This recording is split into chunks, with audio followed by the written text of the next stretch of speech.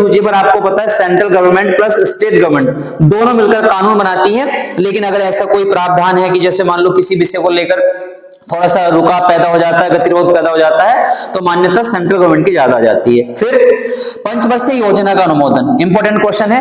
पंचवर्षीय योजना का अनुमोदन किसके द्वारा किया जाता है? तो आपको पता है राष्ट्रपति के द्वारा किया जाता है, सॉरी राष्ट्रीय विकास परिषद के द्वारा किया जाता है पंचवर्षीय योजना का अनुमोदन। एक फैक्ट यहां से बनता है कि राष्ट्रीय विकास परिषद का गठन कब हुआ था दोस्तों? तो आपको पता है 6 अगस्त 1952। 6 अगस्त 1952 को राष्ट्रीय विकास परिषद यानी एनडीसी को बनाया गया था, नेशनल डेवलपमेंट काउंसिल। राष्ट्रीय विकास परिषद के आपको पता है अध्यक्ष कौन होते हैं? तो भारत के प्राइम मिनिस्टर होते हैं, प्रधानमंत्री होते हैं। पंचायती राज प्रणाली किस विषय पर आधारित है? तो आपको पता है सत्ता के विकेंद्रीकरण पर यह आधारित है। पंचायती राज से बहुत ज्यादा क्वेश्चन इंपोर्टेंट आ जाते हैं, बहुत ज्यादा एग्जाम में क्वेश्चन पंचायती राज से पूछे जाते हैं, कई सारे क्वेश्चन तो यहां से पूछे ही जाते हैं। एक बात और दोस्तों की पंचायती राज व्यवस्था आपको पता है कौन से संविधान संशोधन पे पारित हुई? तो आपको पता है 73वां संविधान संशोधन दोस्तों 1992 यानी 1992। 73वां संविधान संशोधन 1992 के द्वारा पंचायती राज व्यवस्था को अपनाया गया था। उसके बाद अगले क्वेश्चन पे हम बात करेंगे, बहुत इंपॉर्टेंट क्वेश्चन है, बहुत ज्यादा स्टार लगा लेना एग्जाम में, यहां से कंफर्म है कि यहां से क्वेश्चन बनेगा। भारत के प्रथम लोकसभा उपाध्यक्ष कौन थे? तो आपको पता है एम अनसयनम अयंगर भारत के पहले लोकसभा उपाध्यक्ष बनाए गए थे। अब लोकसभा उपाध्यक्ष को आपको पता चल गया है कि ये बनाए गए थे, तो लोकसभा के अध्यक्ष कौन बनाए गए थे? तो अगर हम अध्यक्ष की बात करेंगे दोस्तों कि लोकसभा के अध्यक्ष कौन बनाए गए थे, तो आपको पता है जीबी मावलंकर को लोकसभा का अध्यक्ष बनाया गया था, यानी जीबी मावलंकर को लोकसभा का चेयरमैन बनाया गया था, यानी पहले लोकसभा अध्यक्ष जीबी मावलंकर को बनाया गया था। लोकसभा आपको पता है संसद का निम्न सदन कहलाता है, निचला सदन कहलाता है।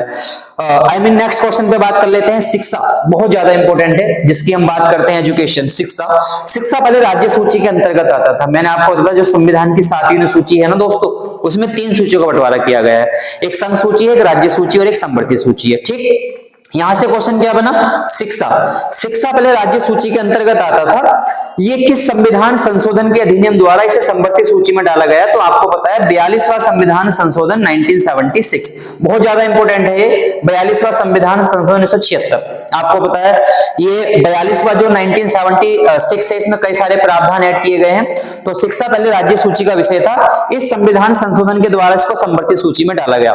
एक बात और है दोस्तों, यहां से एक क्वेश्चन बनता है कि इसकी प्रस्तावना में 3 शब्द कौन कौन से जोड़े गए थे? तो मैं आपसे बता दूं, पहला जो शब्द था दोस्तों वो समाजवादी था, पहला समाजवादी था। दूसरा था आपको पता है पंथ निरपेक्ष, यानी पंथ निरपेक्ष था। और जो तीसरा अहम क्वेश्चन था वो दोस्तों वो अखंडता शब्द था, अखंडता, यानी समाजवादी, पंथ निरपेक्ष और अखंडता शब्द को 42वां संविधान 1976 के द्वारा जोड़ा गया था।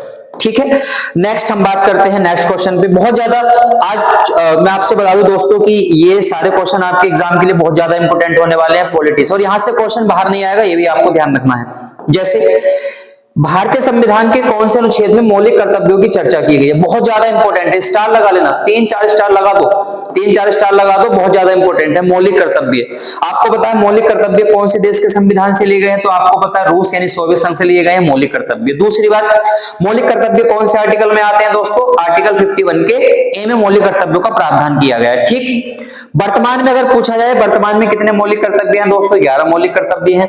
अगर ये भी क्वेश्चन आता है कि 11 मौलिक कर्तव्य कौन सा था, तो आपको पता है 86वां अमेंडमेंट लगाया गया था 2002 में, जिसमें यह कहा गया था कि 6 से 14 वर्ष तक के जितने बच्चे हैं, 6 से 14 वर्ष तक के बच्चों को निःशुल्क और अनिवार्य शिक्षा का प्रावधान किया गया था। ठीक है, अब नेक्स्ट बात कर लेते हैं, संविधान के कौन से संशोधन के द्वारा संपत्ति के अधिकार को मौलिक अधिकारों से हटा दिया गया है? संपत्ति के अधिकार को मौलिक अधिकारों से, यानी कहने का मतलब यह कि पहले संपत्ति का अधिकार मौलिक अधिकार माना जाता था। तो बहुत ज्यादा इंपॉर्टेंट क्वेश्चन है कि 44वां अमेंडमेंट 1978 के द्वारा, 44वां संविधान संशोधन 1978 के द्वारा आपको पता है दोस्तों संपत्ति के अधिकार को हटाया गया। अब इसको एक प्रकार का क्या बना दिया गया है? कानूनी अधिकार बना दिया गया है। नेक्स्ट क्वेश्चन पढ़ लेते हैं कि आजाद भारत में, स्वतंत्र भारत में राज्यसभा के पहले सभापति कौन थे? बहुत ज्यादा इंपॉर्टेंट क्वेश्चन है, राज्यसभा से बहुत ज्यादा क्वेश्चन बन जाते हैं। आजाद भारत में राज्यसभा के पहले जो सभापति थे दोस्तों डॉक्टर सर्वपल्ली राधाकृष्णन थे। आपको पता है राज्यसभा, अगर मैं बात करूं कि राज्यसभा कैसा सदन है दोस्तों? तो राज्यसभा आपको पता है स्थायी है, परमानेंट है, स्थायी सदन है, ये कभी भंग नहीं होती है। इसके सदस्यों का कार्यकाल कितने वर्ष का होता है दोस्तों? तो आपको पता है इसके सदस्यों का कार्यकाल 6 वर्ष का होता है। अगर हम इसके मेंबर एज की बात करते हैं, यानी इसके सदस्यों की एज कितनी होती है, तो आपको पता है ओनली 30 वर्ष, मतलब 30 वर्ष राज्यसभा के जो मेंबर होते हैं इनकी जो एज होती है ना दोस्तों